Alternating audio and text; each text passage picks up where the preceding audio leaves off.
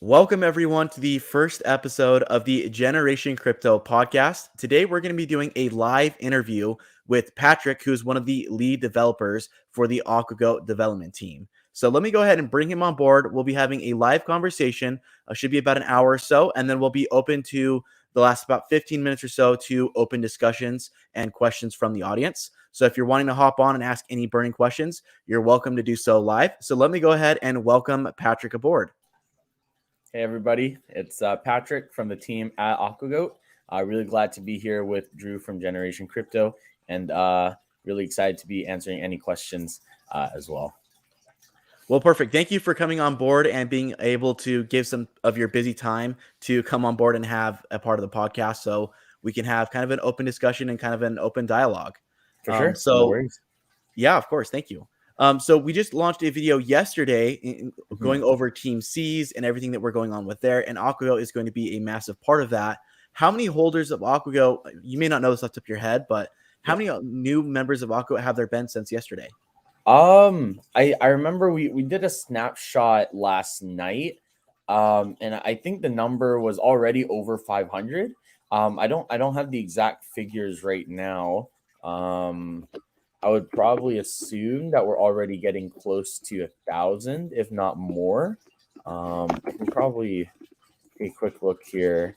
We're at about 700 new holders since the video launched. So that's pretty good. Again, with our program, $1 per every new holder. So basically, we've already raised about $700 to go towards the Team C's campaign with Mr. Beast, and also with every investment from the new holders, their investment also moves on towards other donations as well. Wow, that's pretty awesome. So not only that, but the price is going up really well today, I've noticed as well. Yeah, exactly. I think right now we're up at about 40%, 45% since yesterday. So really exciting to see the charts moving like that. Yeah, especially. So anyone that came on board that was new, not only did you help contribute towards Team C's the dollar, but you're seeing some pretty nice gains in the charts as well as the charity side of Aquagoat as well, with 1% of your transaction going towards that. So pretty good to see. Mm-hmm. Well, good. I kind of wanted to dive in first with kind of you personally, Patrick, and then we can, of course, talk about Aquagoat and Team C's down the road. But kind of for you, what brought you in the crypto space? How did you get involved there? And then we'll start there, and then we can kind of move towards Aquagoat itself. For sure. So the crypto space itself, I remember being really young. I'd say I was probably 11 or 12 years old. And I was a weird kid. I was already on the internet when I was really young. So I literally read the Bitcoin white paper, and I thought it was really cool because when I read it, I was like, oh, this is literally like, I was thinking Star Wars, because you know how they use like credits to pay in the saloons and everything. So I was like, oh, this is like literally like Star Wars. Like, this is the future of money. Because I was thinking too, like, it made sense. So like eventually, why would we have like paper money when we can just have it like digital anyways? But of course I was young, so I couldn't really like invest. And even if I told my parents, like they didn't really believe in me, because it's like, what does this kid know?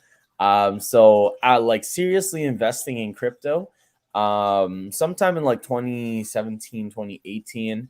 I bought like a little bit of Bitcoin, a little bit of Ethereum, like, pennies worth, because I had just gotten like a job right out of high school.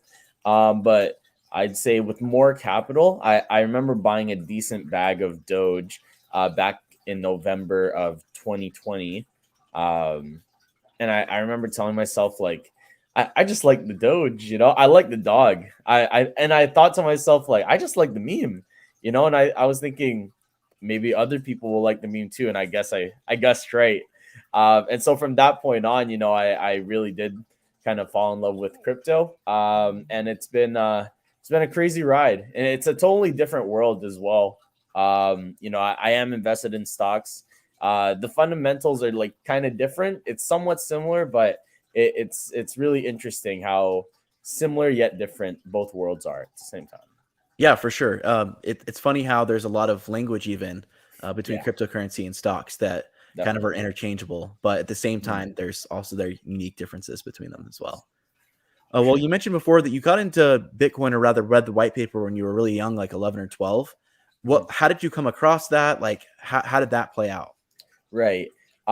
So I think it was like I think there was just this kind of like article that talked about, hey, like Bitcoin white paper like out, and kind of general synopsis. But so I was generally curious because I'm like, what is Bitcoin, and like what is this, like, future of money. And so like I just read it, and it's funny because when I read it, the words that came after, like, there would be videos obviously of like Bitcoin that were made, and then they'd say like digital gold, future financial system, blah blah blah. Like those were terms that were coming up in my head too. So I think it's just really interesting to have seen it kind of play out the way it has already. Um, and I guess I just wish I was a little older back then when I first read about it, because I could have put in a more serious investment rather than just trying to explain to my parents what it is and shrugging it off. Well, for sure. Do you remember what the price of Bitcoin was back when you were looking at it, the white paper? Oh, it's less than a cent. It was less than pennies still. Oh, okay, so this would have been like 2010 era, kind of like right in the beginning, maybe Yeah, 2011. exactly. 2010 area, like right in the beginning. I think even before 2010, like before it even came out, I think it was just like the white paper had just released basically. And the idea was there. But of course, as with anything that was new, it's hard to really, I guess, trust it or really guarantee it. It's always a risk, right? But it would have been a risk that paid off.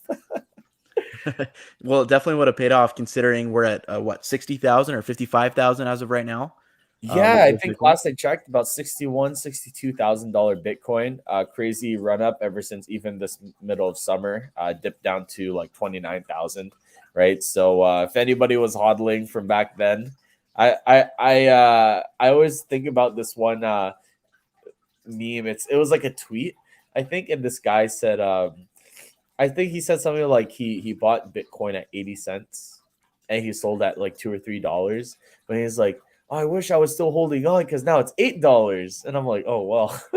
Hey. It's kind of crazy how with time, our perception of where crypto can go has drastically changed, right? So, Yeah. I mean, back then, when you're buying Bitcoin at pennies or at a quarter, you're thinking like, oh man, this will never hit $1. Like that'd be crazy that this Bitcoin Yeah, would be the same value as our current fiat systems, right? exactly. And then eventually it was $8 and then 10. And then the idea of Bitcoin being worth $100. There was a video a while ago. I think it was, this must have been like 2014. There was a guy had it on his TV screen of Bitcoin officially hitting $100 Yeah. and him freaking out that the fact that one Bitcoin could be worth that much money. And it was like Yeah. revolutionary at the time. To now, I mean, we're in the tens of thousands and people don't even bat an eye anymore, which is, Yeah. we're at 60,000 now. Where are we going to be in 10 years? Is it going to Yeah. be that the idea of Bitcoin being worth less than $100,000 is crazy? Or is it, it's hard to say with the Right. future where that's Exactly. going to go. I think what's even crazy too is I still remember those YouTube videos because I was such a fanatic as a kid. They always mentioned, like, like you gotta buy yours before the government start buying it, right? And like, well, what do you see? Like El Salvador, right, has already just started legalizing it. A few other countries have also started to consider legalizing it as tender, right? So it's starting to make its way through the procedure of kind of being more internationally renowned and being recognized as like a proper currency now, rather than just a speculative asset, which is amazing. Yeah, it really is, and it's crazy to see that an entire country like El Salvador has taken it in as their official currency, and that you can go to pretty much any store there and just buy your coffee with Bitcoin. You can buy your clothing with Bitcoin. Really, anything as small as that to as large as like a new car purchase. So, Yeah. it's crazy to see that.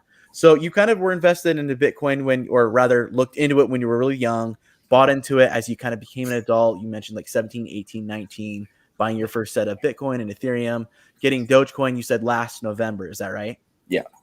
So that would have been the price of Dogecoin like at 0.08, 0.07 cents at that time, maybe even less. Yeah, I think it was like 5/10, three to 5/10 of a cent, right? So that was a interesting ride. I remember Because the huge run kind of just came after the GameStop run up. Basically, it was almost like it coincided perfectly. So after GameStop in the stock market happened, I remember waking up and I looked at my Binance account and I'm like, wait, like what's going on here, right? Like I was instantly at like I think it was like 8x or so. And I was so confused because I'm like, well, where and why and and how. So I did profit take a little bit near the top of that. And then as it kind of dipped and consolidated, tried to eat the dip as much as I could. I didn't eat the dip as much as I should have.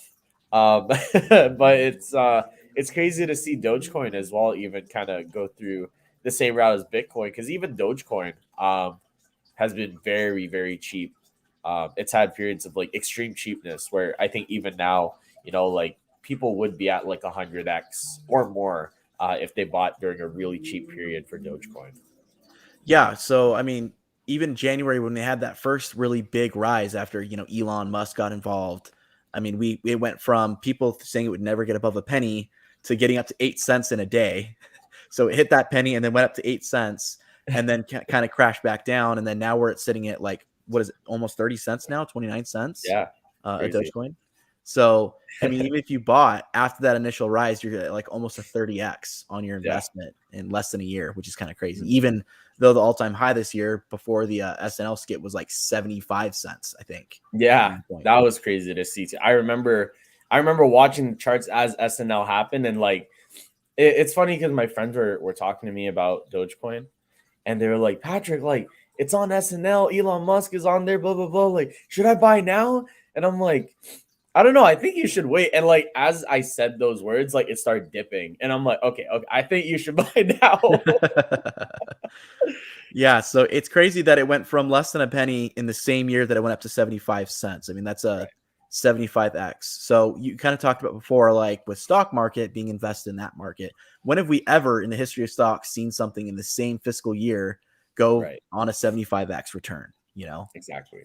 Definitely. And yeah, and then there's not even Shiba, which I mean, the gains that Shiba has seen this year is an entire different category. Totally different ballgame. Sorry, do you mind, Drew, just 1 second? I'm just gonna go on mute. I just have to blow my nose. My Okay, partner is go for really it. stuffy. Just give me 1 second. I'm gonna go on mute and like stop my camera for a quick second here. No worries. Take your time. Well, while he's doing that, if anyone has any questions, we are going to be doing a kind of a Q&A after this. So we should be going here for another about 20 to 30 minutes or so of just us speaking.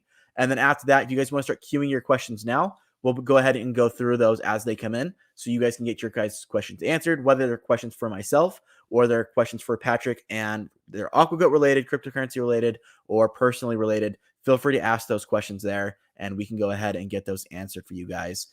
So if you've got those, feel free to ask those there.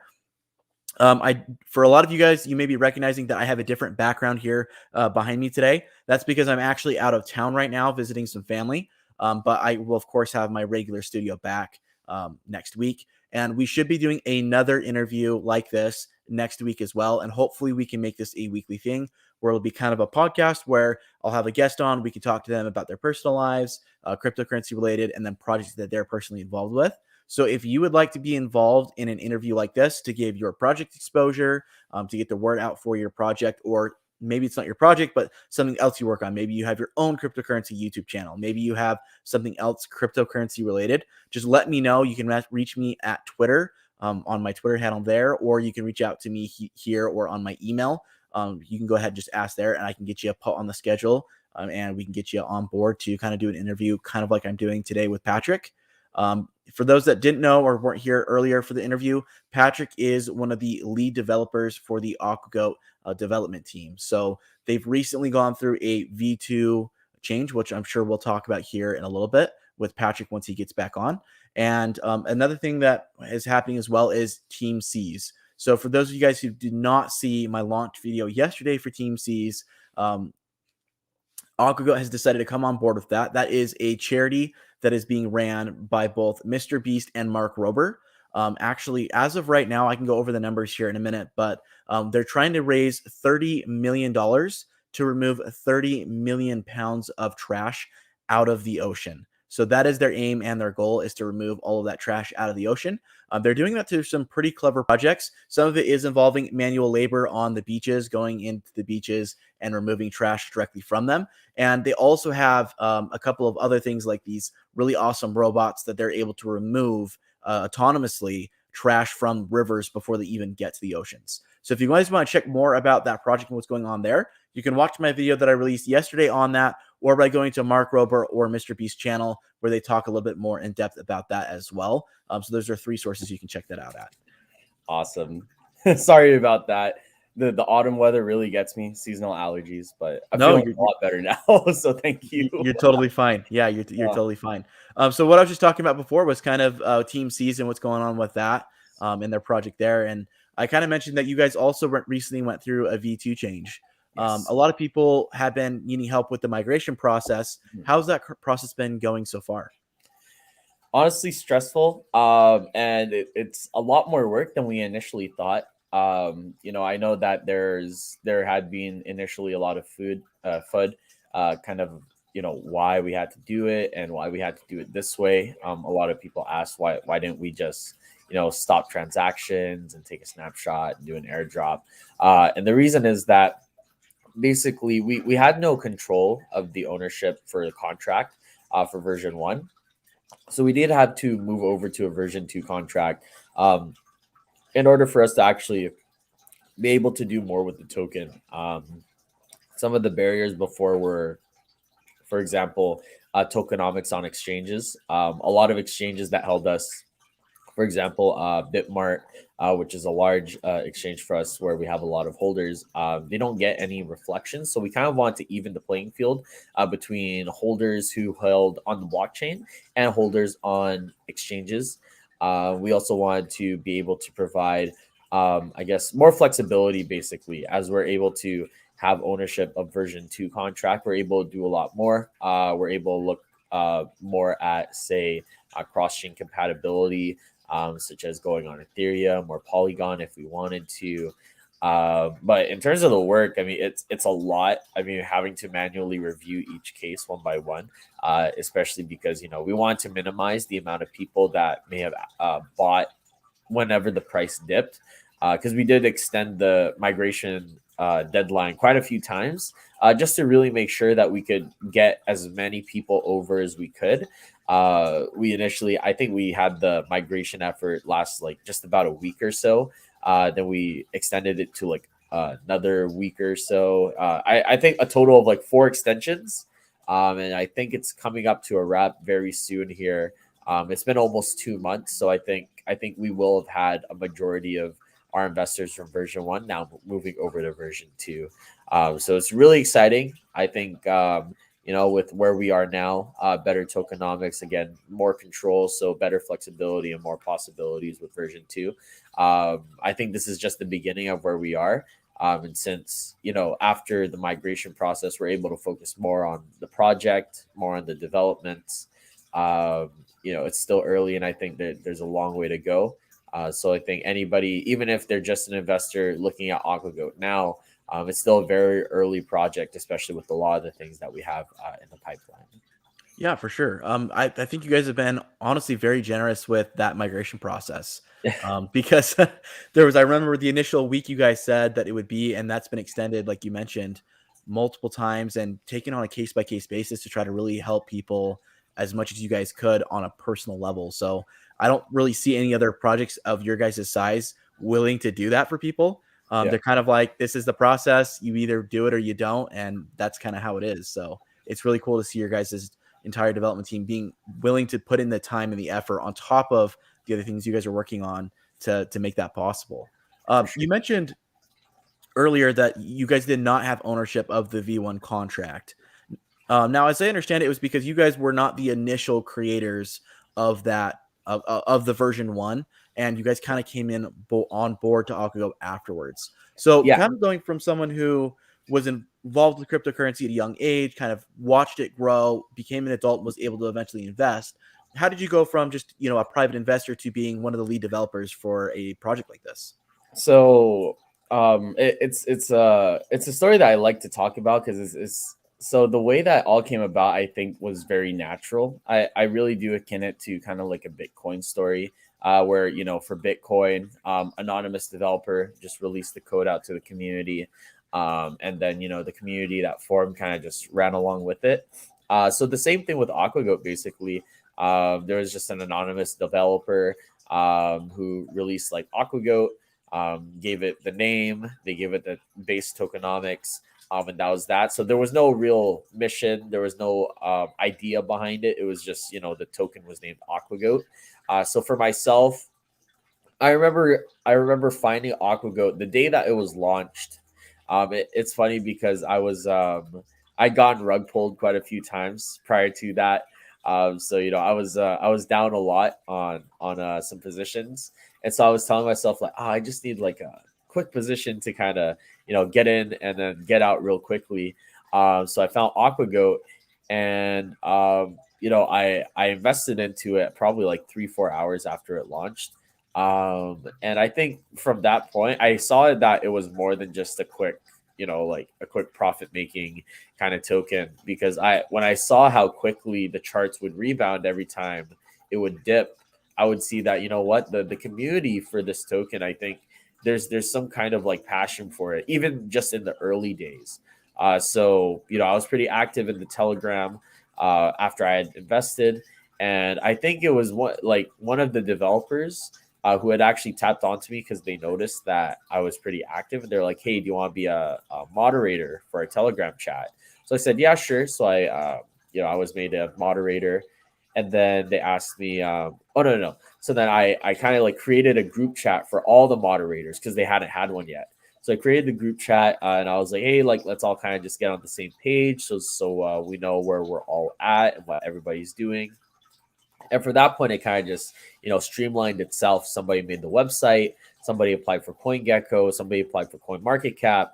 We got a logo, roadmap, white paper all came out, right? So, I mean, it wasn't just me, definitely. I'd say out of everybody, I'm, the longest standing member here.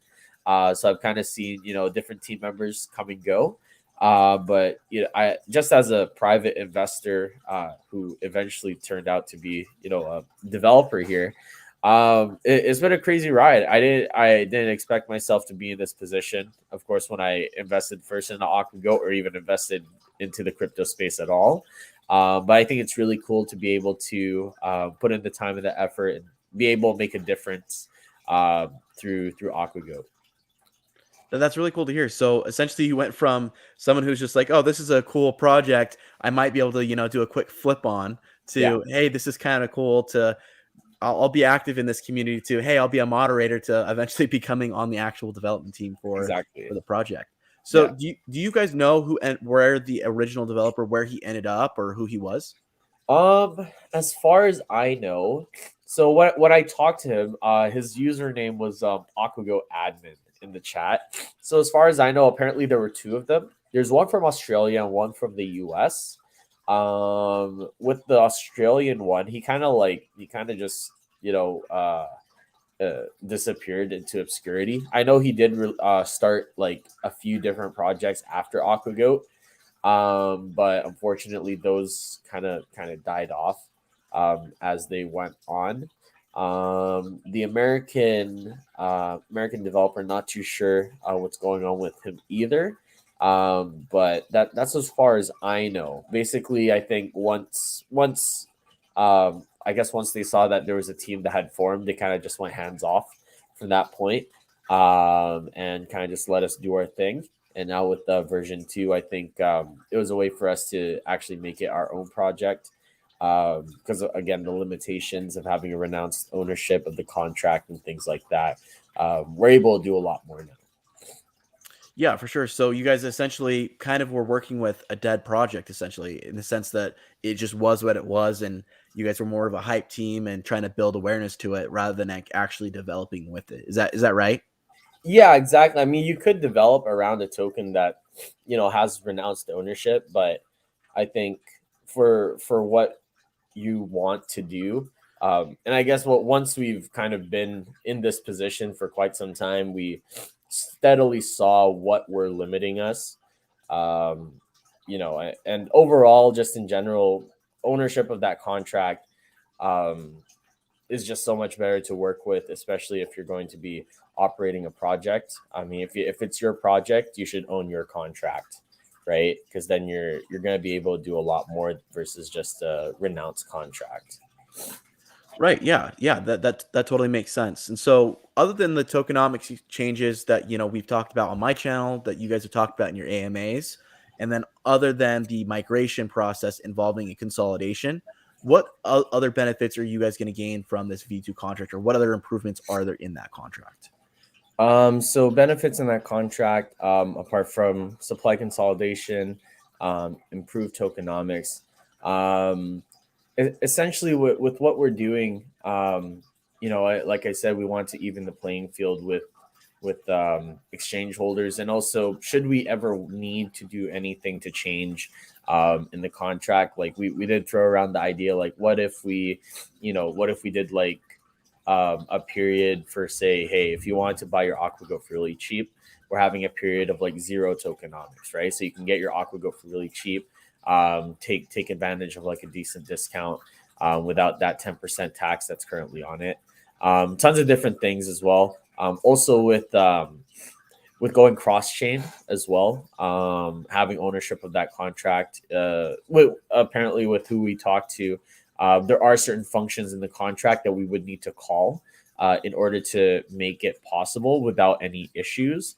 Having a renounced contract and not being able to access some of those functions, it's not that it makes it impossible, but it definitely makes things a little more difficult than they have to be. So.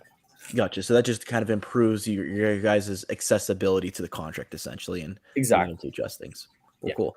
Well, do you guys have any, obviously, if you can't say, you can't say, but do you guys have any other major listings that are coming up that you guys are working on that the holders of Aquagoat could become excited for?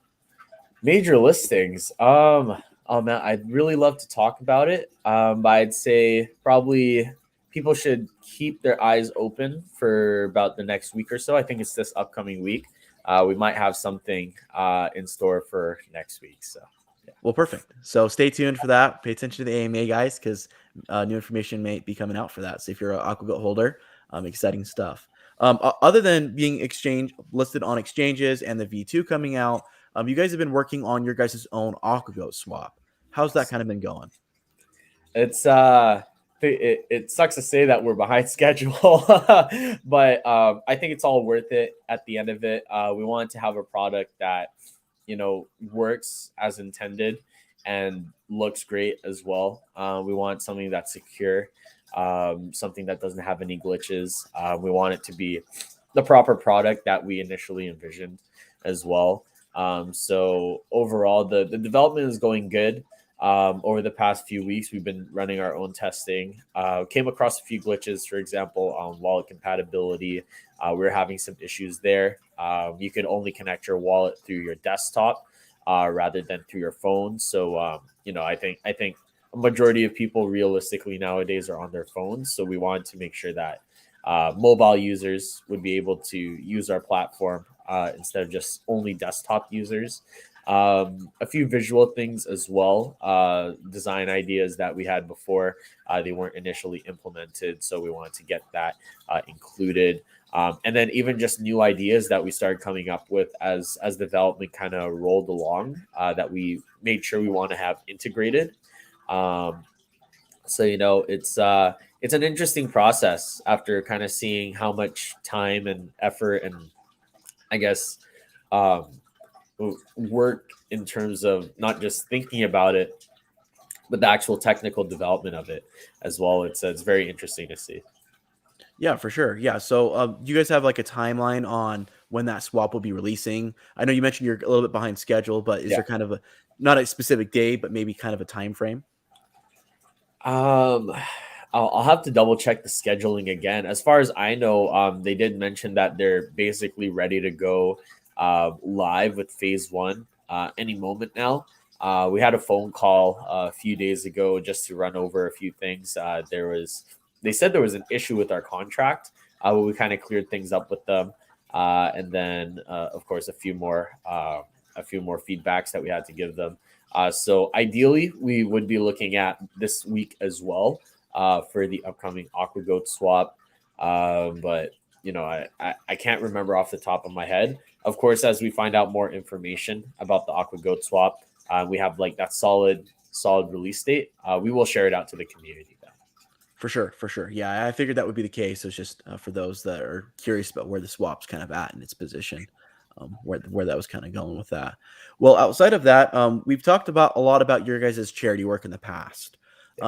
You guys have talked quite extensively about your guys' turtle hatchery that I believe is in Malaysia, if I'm not mistaken there. Have you guys as a team actually physically gone to check out that hatchery, or has it been more of just kind of from the just funding its side? We haven't been able to go out to Malaysia ourselves. Our contact in Malaysia, he said that they're really strict with COVID. So actually being able to fly into Malaysia is proving a little difficult. We do have we do get the photos from our contact though of how things are going. I believe it's already constructed, and they do send us photos as well of the eggs that are migrated over to the hatchery.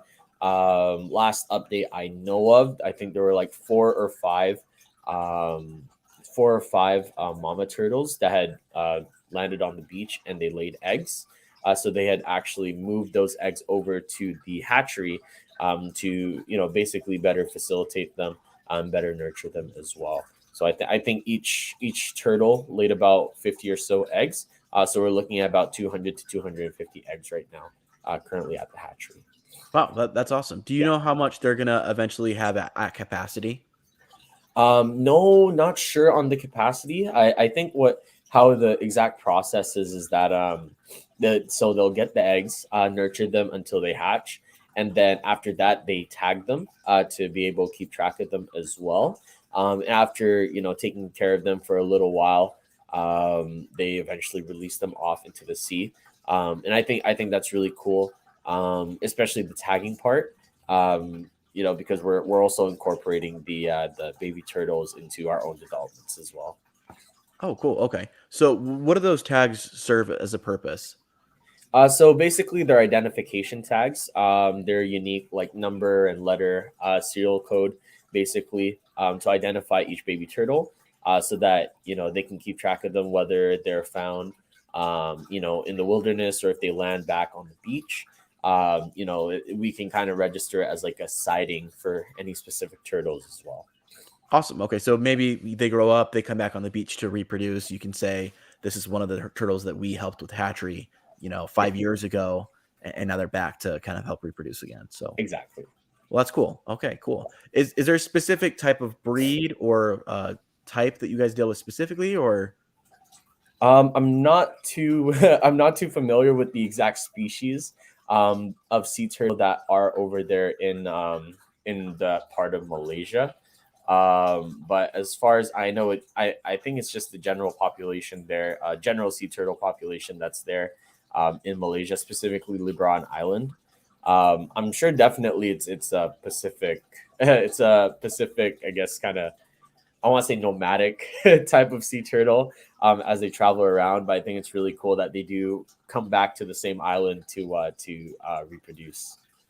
Yeah, that is pretty cool. It's pretty cool that they can remember where that was and be able to get back there and use the same spots. Yeah. So, but outside of the turtle hatchery, you guys also went to the ocean conference a little bit earlier this year. Do you want to just maybe touch on that a little bit and how that went? Yeah, for sure. So I wasn't there personally. That was our charity lead, Janelle. She had gone down to the Oceans Conference over in San Diego, connected with a few different, ocean organizations or organizations related to the ocean, not just outreach and charity, but also with regards to like technology for the oceans as well. So we were able to make quite a few connections, a few established figures in the field. And we're maintaining contact with those people for potential work and potential partnerships as well. One of the cool things that I think why we stood out was that hopefully if we have another interview, Janelle could speak on this a little bit more and she could join us. being a cryptocurrency and the way that we work kind of provides these organizations with a way to come up with funding that's different from their usual avenue. Because I know with these organizations, they're usually looking at government grants or donations as well. But at least through Aquagoat, they're going to be earning those reflections over time.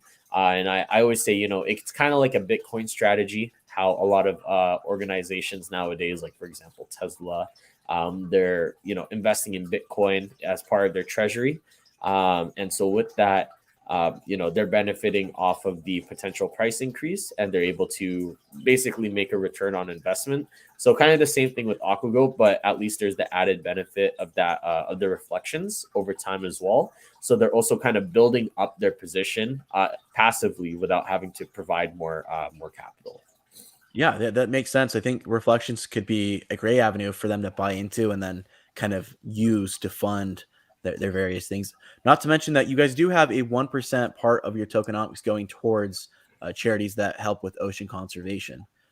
So maybe down the road, they could become a beneficiary of that. And that could, again, not only do they get reflections from the tokens they hold, but they also earn in the sense that part of the money that comes from the entire network goes towards their efforts as well, which is kind of cool. Well, cool. So ocean conservation has been great for you guys. You guys have also been involved with ocean cleanups, kind of similar to what honestly Mr. Beast has been doing recently, but you guys have done it in the coast of California. It's kind of been your guys' primary target. Is that right? Sorry, could you repeat that last part? You cut off a little bit for me. No, yeah, you're fine. I just mentioned that in the past, California has kind of been your guys' primary location for ocean cleanup. Is that right? Yeah. So we're working right now with Vivian, who is a contestant for the Mrs. Earth she is the representative for California for the Mrs. Earth pageant. And so with the Mrs. Earth pageant, they're it's basically like beauty for the environment. So they have a environmentally aware campaign or cause that they run with. So with Vivian being the contestant for California, we do work throughout California to be able to have these cleanup events. So I understand before they did do a beach, or sorry, they did like a stream, and then I think they did another one as well recently. And I think there's one more that's coming up in November as well. I understand it's going to be a cleanup event every month leading into the actual pageant itself, which is set for, I believe it's January 2022, middle of January 2022. Well, perfect. We'll have to reach out to those that are also involved with the Team C's project. Maybe we can get kind of a combination of people willing to help clean up for Aquagoat, but also for Team C's. Yeah, that'd be awesome. Well, good. Well, thanks for coming on today, Patrick. I really enjoyed our conversation. Did you have any other remarks you kind of want to go over as far as Aquagoat or cryptocurrency in general? No, nothing on my side. If we're still going to be taking questions from the community or audience here, I wouldn't mind. I'd love to hop into that. I would love to blow my nose, though, before we dive in deeper. Hey, perfect. Yeah, blow your nose. And I'm going to go ahead and check and see if anyone has any burning questions. I'll check the Twitter. I'll check everything else to see if anyone has any questions that came out. Awesome. Sounds good. Just give me a moment. Thank you. No worries. Okay, guys, we're just going to go ahead and check Twitter. So if you guys have any questions for Patrick or for myself, just let us know. We can get those answered here live while we're still here. And then, of course, anyone that's caught the replay, I'll try my best to answer questions that pop up in the comment section there. I know that a lot of my Aquagoat videos in the past have had a lot of questions on them with migration and with other things related to that. So if you've got any questions about that, feel free to comment now on the live chat or on Twitter so I can go ahead and get those answered with the actual lead developer for Aquagoat here once he comes back on board. So I'm going to check here and get some questions put together for him, and then we'll kind of finish up and wrap up if there's no more after that. So thanks for those that came on board to watch so far, and we'll get to the questions here as soon as he gets back. So give me 1 second here to look those up. And for those that are just listening in on audio, or rather on YouTube, I'm going to be uploading these episodes here onto other streaming platforms. So if you guys prefer to listen on YouTube, that's awesome. You can continue to do so. But eventually, after I've got 2 or 3 of these episodes up, we'll get those uploaded towards iTunes, Spotify, and other locations where you can go ahead and listen in on these podcast interviews that we're doing here. So if you guys would like or prefer to use those platforms, you will be able to eventually access these interviews that way as well. So it's another opportunity for you to listen in to the podcast and be able to listen into various other people talking about their cryptocurrency projects, as well as just kind of their personal life involved with that as well. So if that is something that interests you, you can watch out for those future episodes when they come up, as they'll be coming out on a weekly basis. As of right now, we don't know the exact time frame of the day that it'll be regularly scheduled. Saturday was the day that worked today for Patrick. I'm not sure if that will continue to be the case where we will do them on every Saturday, or if the podcast will eventually be live on different days. Usually what will happen is the podcast will be live on YouTube first. So for those that want to access it live and watch live and answer questions live, that will all be done on YouTube. And then after probably a day or two later, they'll be popping up on the other platforms for you guys to listen in on there for audio listeners there. So if you want the live questions, come on YouTube and engage with it live. And then if you didn't catch them there and don't prefer to use YouTube to listen in, you can use the other platforms to listen in that way as well. So perfect. So Patrick is back. So we can go ahead and ask a couple of community questions. So if you're on the live chat, feel free to chat in any questions, whether they're Aquagoat related or specific to Patrick or myself. One of the first questions I got from people, at least on Twitter, was for those who are just finding out about the migration process, what can they do now to go ahead and migrate from the version 1 to the version 2? Right. So there is a tweet that was made out on Twitter on the official Aquagoat page. Basically, it does give the wallet address to donate to send to if you did want to kind of catch on to the last bit of migration. Basically, I think the wallet address ends in B40E. So make sure you go on the Aquagoat Twitter to be able to find that wallet address. If you send it in, we'll do our best to get you included as well. And that way, you can get your tokens migrated. Once it does reach the deadline, though, and people are still sending in, we'll see what we can do. I mean, we'll try our best to, of course, keep migrating people as best as we can. But it's not really any guaranteed support. So as people, I guess if people are just finding out, head over to the Twitter page that we have. Our Twitter handle is @AquaBSC. And make sure that you follow those instructions that are on that tweet. You may have to scroll down a little bit, but again, the wallet address ends in B40E or something similar. But the tweet is out there, and we'll do our best to get people migrated over as best we can. Perfect. And I'll go ahead and upload that contract address in the description of this video. So if people are weary about Twitter, because I know there's a lot of fake accounts related to Aquagoat that are on there that have been catching some people off guard, unfortunately. So I'll go ahead and post that in the description of this video so you guys know that it is the correct contract address and not one that a bot has sent you. So just as a reminder, and Patrick, you can probably confirm this, Aquagoat is never going to reach out to you. Yes. Unless you've submitted that form, and that was when we were doing the late migration process. They're not reaching out to you. You need to reach out to them. So if you get, you post somewhere and you get an Aquagoat support, tweeting back to you or on a comment section getting back to you, that is not you guys. Is that correct? Yeah, exactly. We'll never ask people to DM or we'll never ask people on socials basically for like, hey, we'll help you out.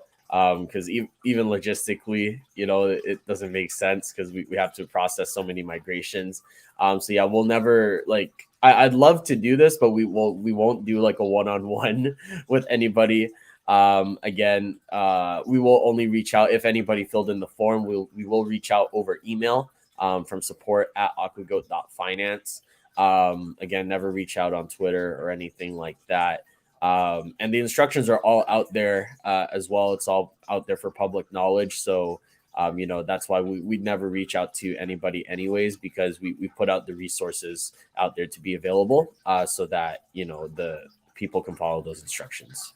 Well, perfect. Yeah, it's good to hear you guys are continuously allowing people that are kind of hearing about this a little bit later down the road to still have that opportunity to migrate. So RJ asked, can you guys elaborate on the raffle feature that is going to be in the swap? Yeah, for sure. So basically it's basically the lottery. Typical pancake swap lottery. It's just, you deposit your cake and then you get cake back. So kind of similar with the Aquagoat Lottery that we'll have. But what's really cool, because we're releasing another lottery alongside that, is we have a Bnb Lottery. So basically what it is we do call it internally, we call it the multi-token lottery. And that really is what it is. So basically, let's say, you had like a few tokens worth like $1, for example, and you don't really have anything to do with it. So what you can do is you can actually put those tokens towards a raffle ticket for the Bnb Lottery, right? So whether it's Safemoon, or like, let's say you had like the old Aquagoat, version 1 Aquagoat, right? You may have missed the migration. You could try your chances at the Bnb Lottery, use your old Aquagoat tokens, get a few raffle tickets, and then so those tokens are converted over to Bnb. It's added to the prize pool, and then depending on how many numbers match on your raffle ticket, you will win a portion of that Bnb pool. And then a portion of that Bnb pool as well goes towards a buyback fund that we have. We'll be using those Bnbs to buy back Aquagoat, and also burn Aquagoat. And I think what's really cool is that what we're doing for that is basically it's a randomly generated number that we're generating through Chainlink, basically. So the amount of Bnb that it will the buyback will trigger at will always change. It could be at 1 BNB, it could be at 100 BNB, right? So we'll never know until it does end up hitting that trigger. So it's really cool. I think we did try, or I think we will have a kind of like a meter that will show like how much BNB is in that buyback pool. And again, you'll never know when that buyback is going to trigger. The buyback number will always be different, but once it triggers, it should have some good show on the chart. And then we'll be able to burn some of those tokens as well. So increasing that burning for the tokens, so then we can lower the supply even further as much as we can. Yeah, for sure. So kind of on that, you mentioned that it's going to be random when that buyback happens. Yeah. Is that because you're trying to avoid people anticipating it? Is that kind of the reason, or is there another reason? Exactly. So we didn't want anybody to kind of anticipate when the buyback will happen. That's also why we chose Chainlink for our platform, basically to generate these random numbers. As far as we know, Chainlink themselves, they haven't been like reverse engineered to kind of figure out when the buyback, or sorry, what that random number that's generated will be. I believe we're also using Chainlink to also come up with the numbers for the raffle tickets. So we wanted to keep it as airtight as possible. We could have used I understand with PancakeSwap there is like some code. I think it's like they use like the transaction hash as part of the how to calculate the raffle tickets and this and that. But as far as we know, Chainlink themselves, they haven't been reverse engineered. So we did everything we could to reduce the chances of somebody potentially, figuring out what the winning what the winning numbers would be, or what the buyback number for the BNB pool would be as well. Gotcha. And those raffle tickets, they're going to be NFTs. Is that correct? Yeah, exactly. They will be NFTs, unique NFTs per person. Yeah. That's awesome. Okay, cool. Yeah. Well, Memes to Riches asks, missed migration, still holding V1. Now what? So if you missed migration and you're still holding V1, I really recommend you head over to the @AquaBSC Twitter page. We did send out a tweet a while back. It should still be up there as well. You may have to scroll a bit, but basically that tweet will have a wallet address that you can send your version 1 tokens to. And then from that point, we should be able to get your tokens migrated over. Ever since we posted that wallet address, we had I think it's like 7,000 extra transfers that came in. So that adds on to the over 30,000 migration requests that we had through the Google form a while back. And that figure is from 2 or 3 days ago. So I'm sure people are still sending in as well. So we will do our best to get people migrated over if you follow the instructions on that tweet. Again, our Twitter page is @AquaBSC. And we won't reach out to you directly, but the information is all out there for you guys to be able to follow. And then as soon as you send in your tokens, you should get your tokens hopefully in about 48 to 72 hours. But again, there are quite a few transfers, and we are manually looking through them one by one and verifying them to make sure that it's not a malicious account that's buying low to make a good return on Aquagoat V2. So just follow the instructions on that tweet at AquaBSC, and we'll get you migrated over. Perfect. And then just a reminder for everybody, most of the exchanges are going to be migrating V1 automatically, so you don't have to really do anything. Is that correct if you're on exchange? Yeah, exactly. So as far as I know, the migrations for exchanges should have already happened. So anybody who is holding on Bitmart, LBank, Whitebit, Hotbit, I believe those exchanges are migrated over. I understand some people may be holding on BKEX or BitTrue. Those exchanges, unfortunately, we've tried to reach out to them as much as we could. But there hasn't been the progress that we have seen or we would have liked to see at this point. BitTrue was doing a lot better. We did reach out to them and we asked them hey, I would love to get your exchange migrated over, and we at least started the correspondence. But ever since we sent that initial message, correspondence hasn't been the best. So I would suggest, at least for holders on BitTrue or BKEX exchanges, if they want to get their tokens migrated over still, really recommend that they send to the migration wallet that we have posted on Twitter, and they can get their tokens migrated over. But otherwise, all the other major exchanges that we're on, they are migrated over already. Perfect. Okay. And then that's a 100-to-1 consolidation, everybody. So you're going to get 1/100th of the tokens that you held on V1 and V2, and that is the appropriate amount. So I've seen a lot of people on asking me on Twitter, what is the deal? They sent, $1 million in and they only got this much back. And so they're getting frustrated with that. So it is, you're supposed to have 1/100th of what you've had prior. So if you had 100 million, you should be getting $1 million back roughly. Yeah. Because it's a 100-to-1. Yeah. Right. Perfect. Okay. So next question here is from, I apologize if I mispronounced your name here, but it's Marshall. I received an email on how to get my tokens for the V2. However, I am still not able to see my coins. What is going on? So if you can't see your tokens in your wallet, really recommend that you do add the new contract address for the new Aquagoat V2. It ends in F122. I believe, Drew, if you could probably add that to the description as well. Of course. I think that way people can copy and paste it into their wallets as a custom token. And then, if you can't see your tokens yet, I'm pretty sure you should just need to add as a custom token. Otherwise, again, we do have quite a few transfers to go through. We should be up to date as of, I believe it was Thursday. So we should be up to date as of Thursday.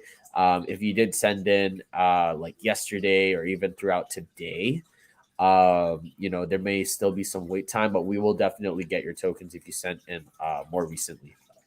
Perfect. And the V2 contract is already in the video description under reference links and codes. So it's the first list there. So you can go ahead and just grab that tag of numbers. It should start with 0x16 and end in 8F122. So if you're watching and wondering where that contract address is to add as a custom token, it's listed already in the video description of this video.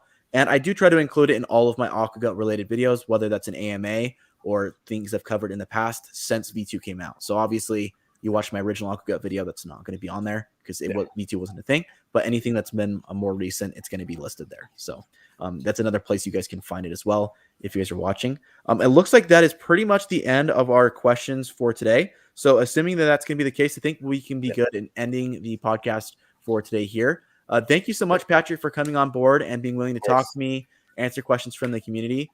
If you would like to come on back, like you've mentioned before, that Janelle might want to come on and answer some questions with more of the charity efforts and the outreach there, we can, of course, have her on in another future episode.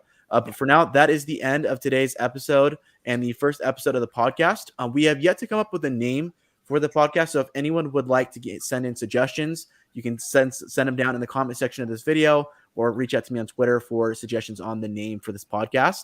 But this will be the first episode of whatever that podcast will be named. For now, we'll refer to it as the Generation Crypto Podcast. Maybe it'll just stay with that name, or maybe we'll change it down the road. We'll see. So if you guys would like a suggestion, let me know in the comment section, and we'll catch you guys in our next video. Thank you, Patrick, for coming on. Thank you for having me, Drew. And thanks, everybody. Have a good day. Cheers. All right. See you guys later.